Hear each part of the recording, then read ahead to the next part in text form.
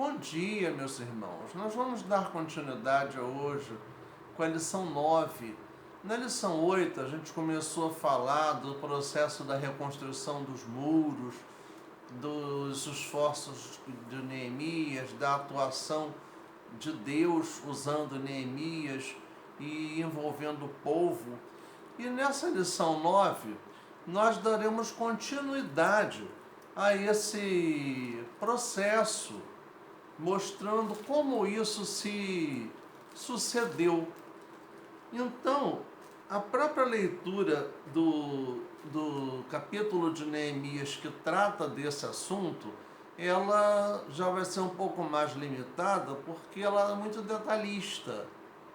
No caso, é todo o capítulo 3 que é a base dessa lição. Então, ele tem 32 versículos esse capítulo 3 e mostra a lista de todos os que trabalharam na edificação do muro.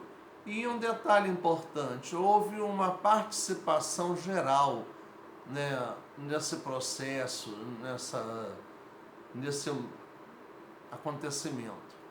Nós vamos orar, pedir para que Deus nos oriente, né, nos dê sabedoria na condução dessa lição que teremos agora.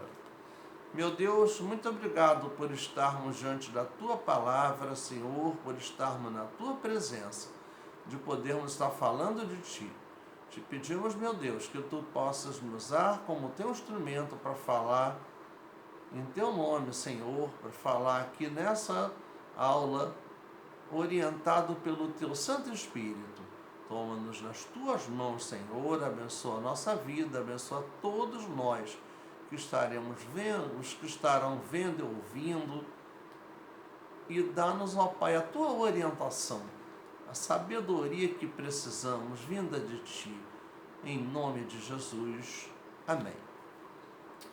O versículo 1 começa falando sobre o sumo sacerdote.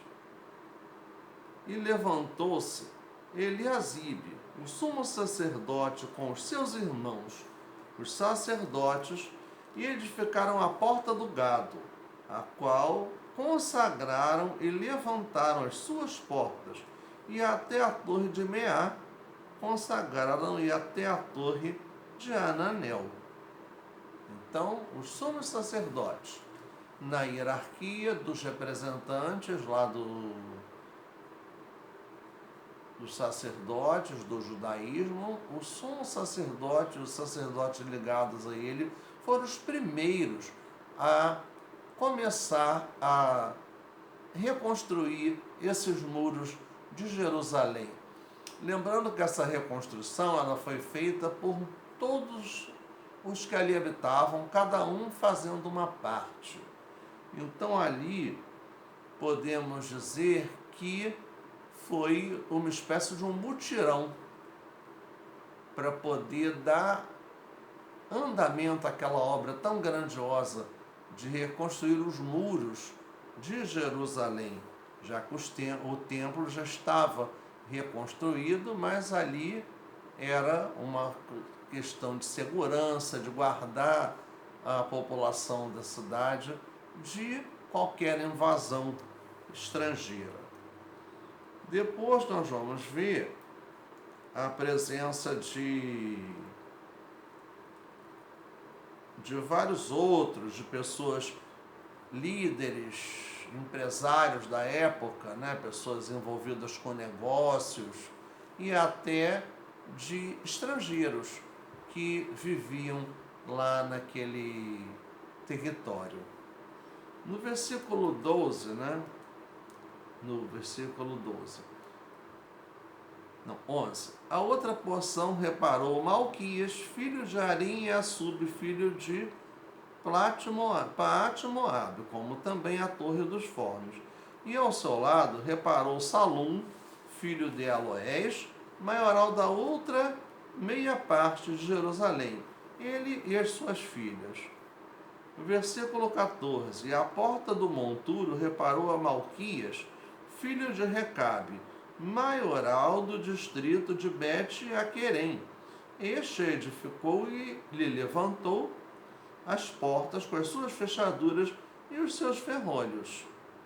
Então ali, maioral, a pessoa mais importante dentro daquela região chamada Bet-Aquerem. No 16, depois dele edificou Neemias, filho de Asbuque, maioral da metade de Bet-Zur, até defronte dos sepulcros de Davi e até o viveiro artificial e até a casa dos varões.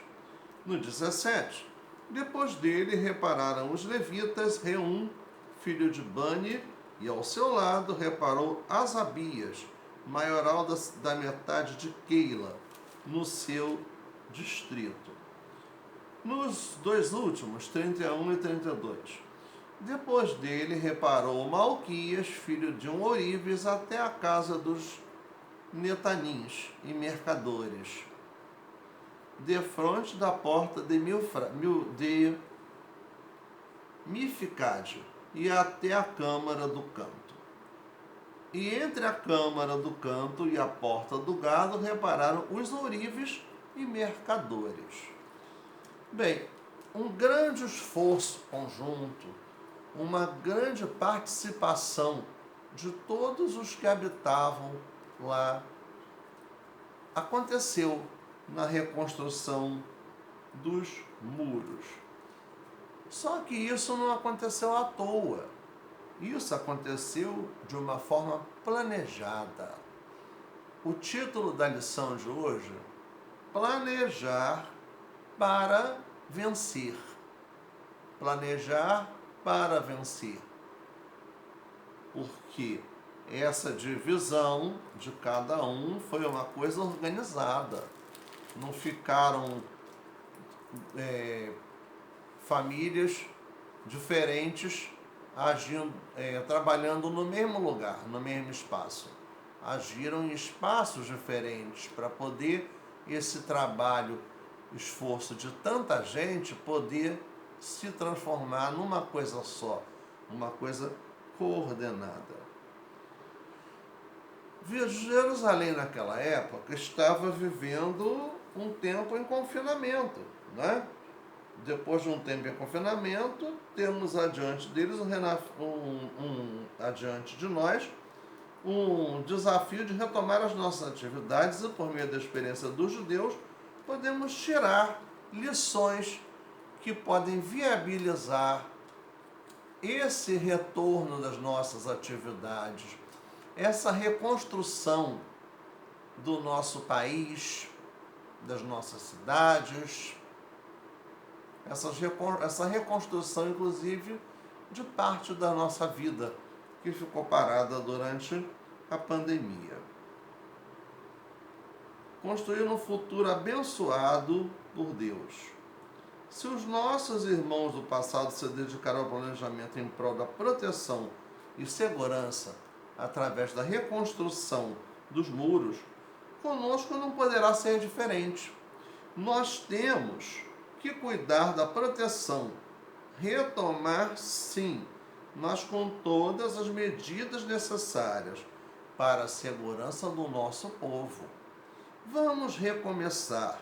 Nosso ponto de partida é a reconstrução dos nossos muros. O planejamento para vencer é buscar toda a proteção e segurança possíveis para que não estejamos nos arriscando a contaminação pelo vírus da Covid-19, que a gente sabe que já está se espalhando mais, está inclusive se modificando, que é uma coisa mais perigosa ainda do que já era, porque para o anterior já há procedimentos para se fazer para combatê-lo, mas essas novas variações ainda não há vacina para essas novas variações que atinja com uma grande eficácia. No item 1, o planejamento precisa de exemplos encorajadores.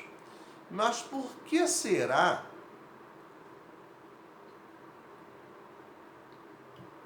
que todo esse povo se envolveu na reconstrução dos muros?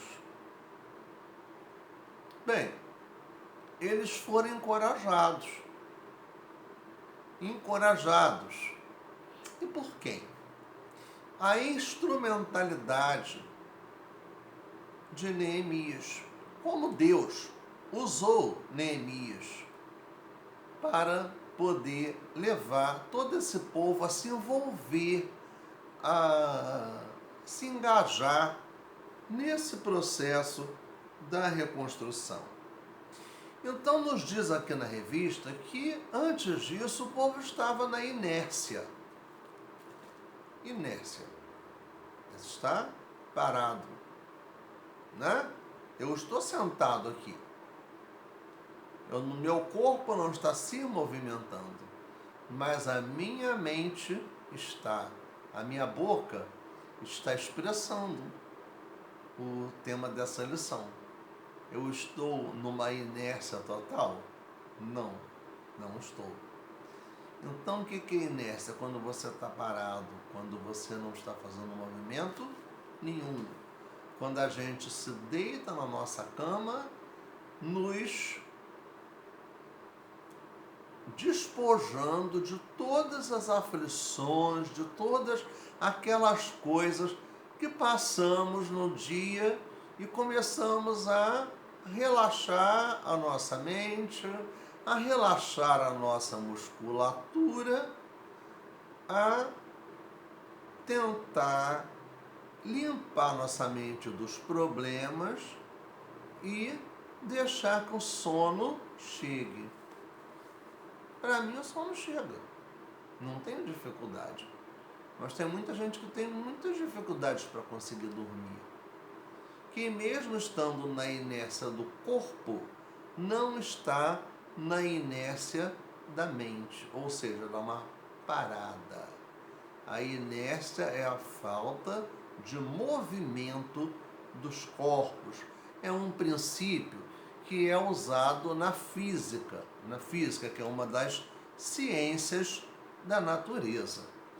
Bem, podemos dizer que eles estavam praticamente inertes, 70 anos de cativeiro babilônico, e ninguém se movimentou para reconstruir aqueles muros, né? Porque será? Estavam na inércia.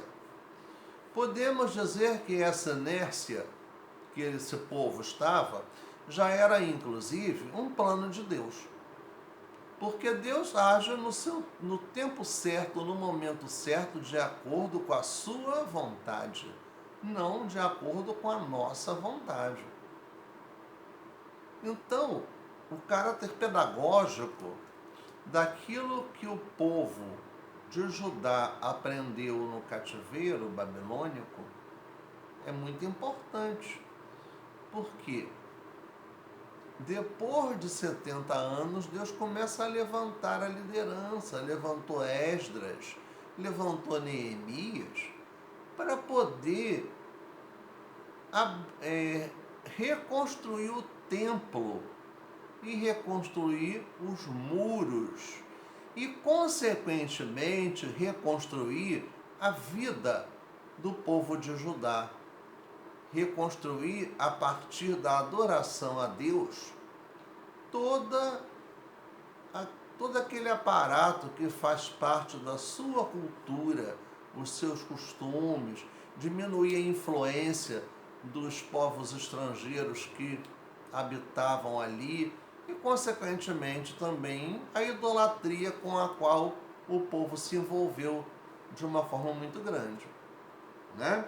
Então vemos que esse envolvimento se deu à presença de líderes encorajadores que começaram a fazer com que a coisa funcionasse, a incentivar as pessoas a atuar.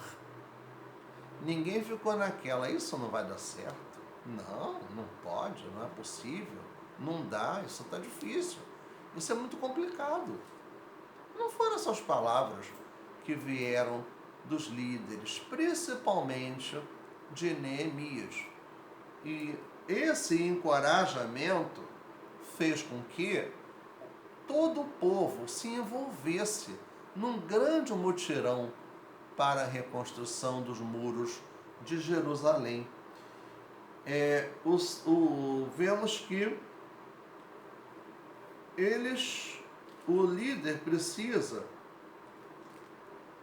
de agir de forma espontânea, encorajadora, inspire a seguir o caminho, a seguir o seu caminho.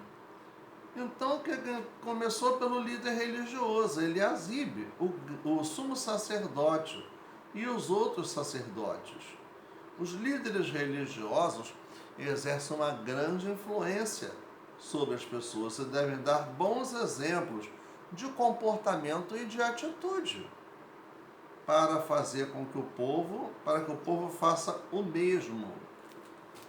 Isso veio também do líder político, lá no versículo 9, que fala de Refaías. Eliasibe, o sumo sacerdote, o líder político, Refaías, que era governador da metade de Jerusalém, e não se omitiu, ele participou ativamente da obra. Em momentos de crise, o povo precisa de referências. O horizonte parece cinza, sem nada claro para se esperar, sem uma saída, uma solução para o problema. Então, nesse prisma, nessa visão, as pessoas precisam de exemplos que as encorajam, líderes que conseguem enxergar além do horizonte e a luz no fim do túnel, os quais mostram a direção pela qual se deve caminhar. Ou seja, uma visão além, uma visão para frente. Não é uma visão lá de trás, uma visão saudosista. É uma visão progressista, para frente, que leve o povo a se engajar na reconstrução. E a realidade que era vivida lá pelo povo de Judá naquela época é muito parecida com a que nós estamos vivendo hoje no Brasil e no mundo. No item 2, planejar para vencer deve contar com todos. Planejar, fazer um planejamento em que todos estejam envolvidos e que todos também sejam ouvidos. É muito importante, porque quem não é ouvido não se sente coparticipante de projeto nenhum. A pessoa não se sente incentivada a participar se ela não foi ouvida, se ela não foi consultada, se a sua ideia não foi levada em conta. A reconstrução do Muro de Jerusalém começou no norte de Jerusalém, e avançou no sentido anti-horário. Anti-horário seria o quê? Para a esquerda, seguindo pela esquerda em diante. O sentido horário vai pela direita. É o sentido dos ponteiros do relógio. Anti-horário é o que vai lá pela esquerda e chega na direita. Então, na verdade, o caminho no sentido anti-horário estava ao norte, foi se dirigindo ao oeste, sul, leste, voltando ao norte. Né? O sentido horário seria do norte para o leste, do leste para o sul, do sul para o oeste, voltando ao norte. Só você fazer uma cruz, para cima o norte, para baixo o leste, para a direita o leste, para a esquerda o oeste. Bem, tivemos essa realidade. Planejar a reconstrução começou no norte, mas no sentido anti-horário. Para cercar toda a cidade, muitos recursos foram necessários. E esses recursos veio grande parte da onde? Do próprio reino da Babilônia, né? Ou seja, o rei Artaxerxes liberou os recursos para que Neemias comandasse esse processo da reconstrução dos muros de Jerusalém. Nós falamos isso na lição anterior, ou seja, a lição número 8, que foi obediência e confiança, né? Que foi aqui, disposição e confiança. Disposição, querer fazer, e confiar em quem é o dono da obra, né? E é justamente esse dono da obra que vai nos encorajar e que vai nos fortalecer e nos capacitar para fazer a obra. E o dono da obra é o nosso Deus, né? Não há essa dúvida. Espero não haver essa dúvida por parte de ninguém. Bem, o que nos diz aí? Nesse capítulo 3 de Neemias, há um registro minucioso de tudo o que aconteceu e que foi imprescindível para o sucesso da operação. Podemos considerá-lo uma ata. Ele é semelhante a uma ata. Uma ata que é aquele documento que registra tudo que foi discutido e decidido numa reunião. E uma ata é um documento. Não vamos deixar de considerar isso. Uma ata é um documento e tem determinadas atas que, inclusive, se tornam documentos oficiais quando são registradas em cartórios. Então aí, esses relatos entraram para a história bíblica e para o conhecimento de fatores relevantes, subjetivando a superação dos desafios que se levantam na vida. No versículo 2, como demais outros versículos, aparece uma ajuda vinda de fora, um auxílio externo, quando diz: homens de Jericó e de outras cidades se mobilizaram para ajudar Jerusalém. Estrangeiros que vieram de fora, sensibilizados por aquele grande esforço conjunto, né? Essa é uma via de mão dupla, porque ao mesmo tempo em que precisamos ser humildes para aceitar a ajuda de pessoas no que tange à resolução dos nossos problemas, precisamos também nos dispor para ajudar aos outros a superar os seus desafios. Uma via de mão dupla. Vai e volta. Ela não tem um sentido somente. Ela tem dois sentidos. É dando que se recebe. Claro que no bom sentido, né? Não é querendo fazer uma comparação com negociatas, com as maracutaias que os políticos e alguns empresários inescrupulosos fazem, né? Que é uma história bem triste que conhecemos. Bem, então a gente vê que essa via de mão dupla, ela existe. No caso da pandemia, o momento que a gente está vivendo hoje no nosso país e no mundo, é mister, é necessário que a ajuda dos povos para garantir a segurança a favor do recomeço. E não podemos discriminar os povos por causa de preconceitos estereotipados. O mundo todo precisa se unir para a produção e distribuição de vacinas. Exemplos e estratégias devem ser compartilhados a fim de ajudar e servir de orientação para situações semelhantes às quais, porventura, venham a acontecer. Jamais devemos ficar dando ouvidos, propagando, divulgando notícias mentirosas, as chamadas fake news, coisas que são jogadas nas redes e nas mídias sociais para denegrir a imagem de alguma pessoa ou de algum grupo ou de algum país. E isso é uma coisa muito triste, porque fake news é mentira. E a mentira não é e nem vem da parte de Deus. Nós sabemos muito bem da onde que vem a mentira, né? Vamos aí o seguinte: houve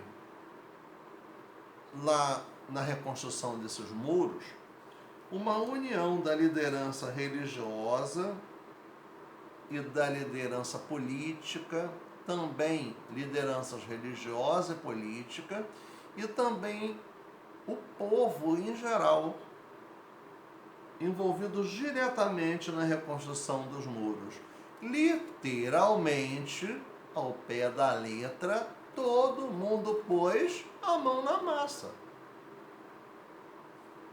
Todo mundo pôs a mão na massa para poder reconstruir aqueles muros. Bem, continuando aí, toda ajuda é tão importante que até adaptações e improvisações poderão acontecer para solucionar. O verso 8 fala que Uziel, o ourives, deixou seu trabalho com ouro para colocar a mão na massa. Ele fazia joias, ele trabalhava com ouro. E ajudar na reconstrução do muro. Ananias, o perfumista, deu um tempo com os seus perfumes para se dedicar também a esse trabalho de reconstrução dos muros. Para recomeçar, talvez seja necessário improvisarmos, adaptarmos. Nós precisamos recomeçar de alguma forma. As igrejas, retomando os cultos presenciais, tiveram que se adaptar. Não dá para ficar todo mundo aglomerado, todo mundo junto. Tem que ter distanciamento social para evitar contágios. Tem que ter desinfecção dos ambientes. Tem que todo mundo estar usando máscara para que não haja uma possível contaminação aos outros e nem que nós venhamos receber, né, de contaminação de alguém. Então a gente vê que isso pode ser estranho para alguns, mas devemos reconhecer que é necessário para um recomeço seguro. E as igrejas, de um modo geral, se movimentaram fazendo uso dos recursos da tecnologia para poder continuar funcionando no meio de toda essa situação de risco de saúde, desse risco epidemiológico que estamos vivendo. Nós já estamos há quase um ano com as nossas aulas à distância. Não paramos com as nossas aulas.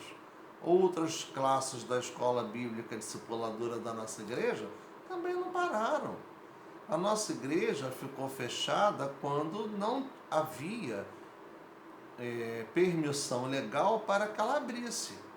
Mas à medida em que passou a ter essa permissão legal, os cultos voltaram a acontecer com as medidas de precaução, de distanciamento social, que são necessárias para preservar a nossa vida, a nossa saúde, a nossa integridade física.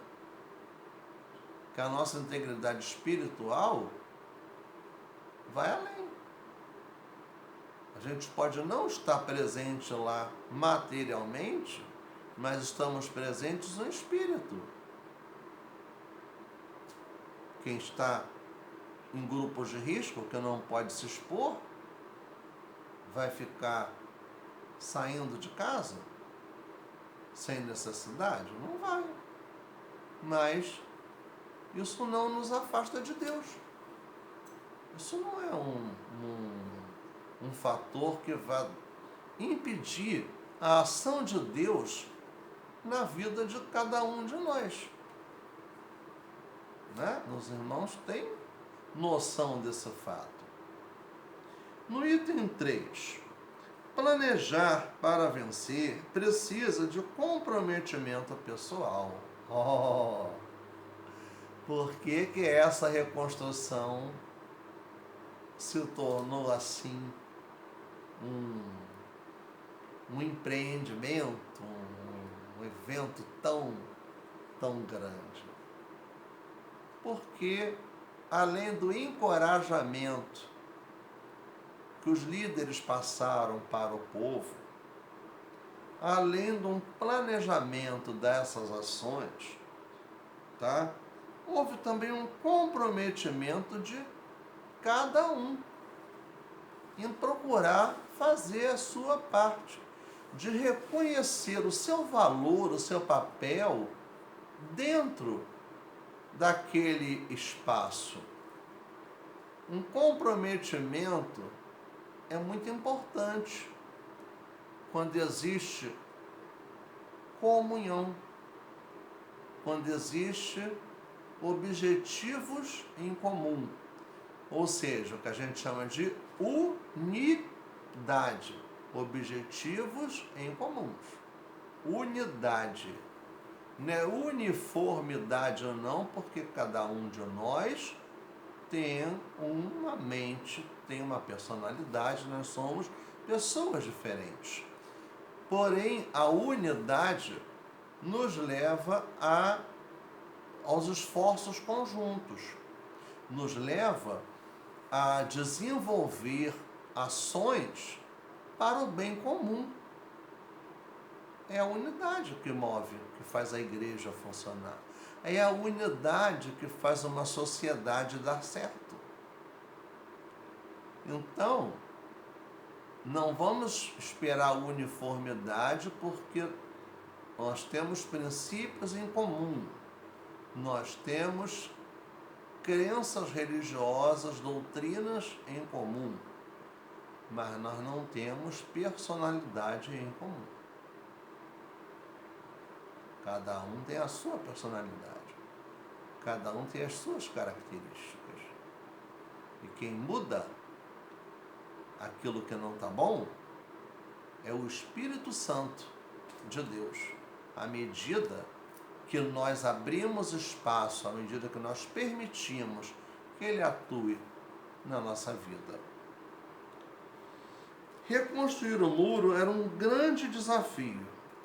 E se tornou possível por causa do comprometimento de todos.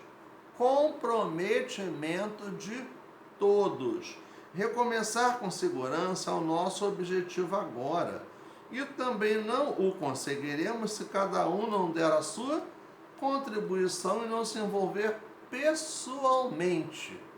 Como é que a gente vai querer combater a pandemia que estamos vivendo, não seguindo as regras de higiene, não saindo à rua sem máscaras, aglomerando-se sem necessidade, grandes eventos evangélicos, são poucos que têm acontecido, mas essa semana teve um que foi divulgado pelos meios de comunicação. Aquilo é legal? Nós vamos nos enfiar num baile funk, no meio de uma multidão? Por que não houve o carnaval esse ano? Foi à toa? Claro que não. Para não ter multidões, para não ter aglomerações, muita gente junta. sem necessidade. Porque não é o momento disso acontecer. Então, nós temos que ter consciência do nosso papel também como cidadãos. O bem comum. O nosso bem e o bem também das pessoas que estão vivendo ao nosso redor. Os nossos familiares, os nossos vizinhos, os nossos amigos, né? Os nossos irmãos em Cristo. É muito bom a comunhão, todo mundo se abraçar. Mas agora não é o momento disso acontecer. Não é possível. Porque estamos correndo risco de nos contaminar. Vamos ter consciência disso, tá? Ali precisava reconstruir aqueles muros para poder ter mais segurança dentro de Jerusalém, para que não houvesse invasões externas, para que eles pudessem estar tendo uma vida mais tranquila, ter um controle de quem entrava e de quem saía lá. Não era ficar naquilo de todo mundo entrando, saindo, mexendo, tirando, uma verdadeira casa da mãe Joana, que é o que estava acontecendo. Então, justamente era o que? Combater essa situação. E hoje? Qual é o nosso papel na sociedade que a gente vive? É para refletir, né? A ajuda de cada um pode acontecer de múltiplas formas, depende do contexto, mas o que não podemos esquecer é de valorizar a figura do indivíduo. Um dos princípios dos batistas diz que cada indivíduo é um ser único e de valor infinito. Como igreja, precisamos lembrar que existimos também para servir e abençoar as pessoas. Em sua ata, Neemias registrou um gesto simples, porém que ficou eternizado pela boa ação. Malquias foi colocar trincos e trancas nos portões. Verso 14. Um dos princípios da declaração doutrinária das igrejas batistas é justamente esse, de cada indivíduo é um ser único e de valor infinito. Nós temos que respeitar as pessoas como elas são. É como se hoje fizéssemos uma postagem homenageando o irmão ou a irmã que estava por trás da câmara de filmagem ou da equipe que se encontra na recepção dos cultos para a higienização das mãos e receptividade. Ou seja, estar homenageando, estar reconhecendo o valor daquele que está nos bastidores, fazendo as coisas mínimas, aqueles que não aparecem, mas que sem a atuação deles seria praticamente impossível, por exemplo, a realização de um culto dentro do nosso templo, né? Toda ajuda para o recomeço é bem-vinda e, por mais simples que seja, ela é relevante. Uma contribuição mínima vai ajudar bastante. E, por fim, a ajuda que fez toda a diferença para a reconstrução do muro, veio do comprometimento das famílias. As famílias se envolveram. Então ali, aquela pessoa que está sendo citada nos versículos do capítulo 3 de Neemias, estavam com as suas famílias juntos ali reconstruindo aqueles muros. Neemias fez as pessoas entenderem que a reconstrução do muro daria segurança às suas famílias e por isso elas deveriam estar engajadas envolvidas nesse projeto. Foi assim que cada lar ficou responsável por construir a parte do muro em frente de sua própria casa. Hoje, as famílias precisam entender que elas mesmas são as mais abençoadas pelo trabalho da igreja. E isso, por si só, já deve ser um fator motivador para o envolvimento dos lares na obra de Deus. Recomeçar com segurança é o nosso propósito, a fim de chegarmos lá. Assim sendo, necessitamos do comprometimento das famílias. Foi importante o comprometimento das famílias na reconstrução dos muros. E é importante na reconstrução das nossas igrejas, da nossa fé, da nossa sociedade, em fazermos a nossa parte. O capítulo 3 nos mostra um extraordinário planejamento para a construção dos muros da cidade. O resultado foi o êxito. De start, aprendemos com Neemias a planejar cuidadosamente todas as nossas ações para sermos bem-sucedidos. A reconstrução dos muros de Jerusalém nos ensina que para recomeço de nossas vidas, precisamos antes de qualquer coisa garantir a segurança. Tudo o que fizermos perderá completamente o sentido caso não preservemos a segurança das pessoas. Por isso, vamos reconstruir nossos muros e garantir nosso recomeço. A crise precisa ser deixada para trás e a pós-crise deve vir recheada, repleta, cheia de bons exemplos de ajuda por todos os lados, bem como do comprometimento de cada um de nós, como cristãos, como cidadãos do Brasil e do mundo, cidadãos fluminenses do estado do Rio de Janeiro, cidadãos da cidade em que nós residimos.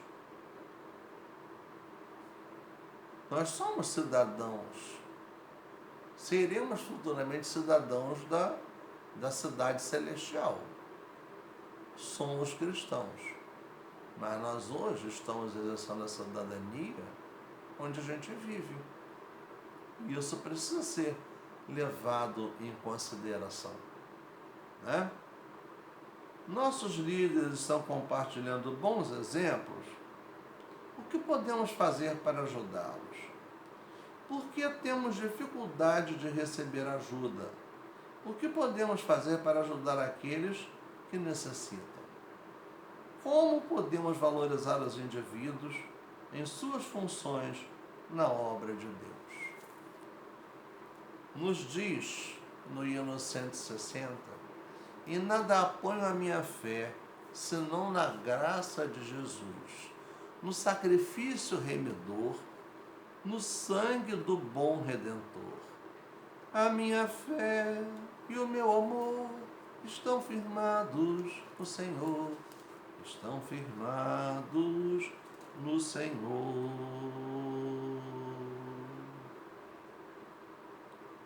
Né? Deus promete grandes coisas prometer. Desculpe.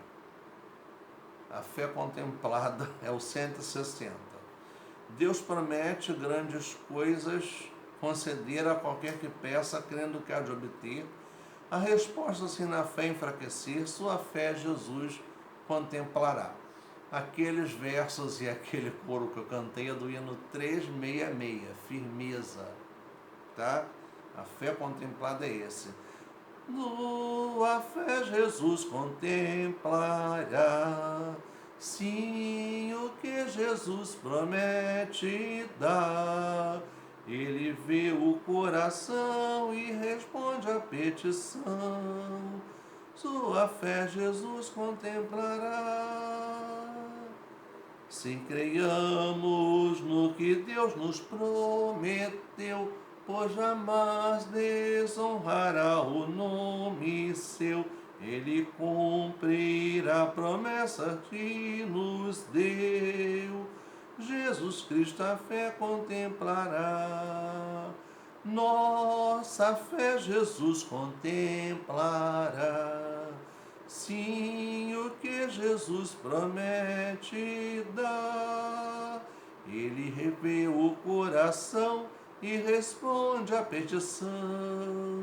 Nossa fé Jesus contemplará. Isso quer dizer que Deus responde às nossas orações. E Deus sabe de todas as coisas das quais nós precisamos. De todas as nossas necessidades, Deus é conhecedor. Creiamos nisso. Deus tem um tempo certo. Deus tem um momento certo. Não vamos perder nossa fé, irmãos.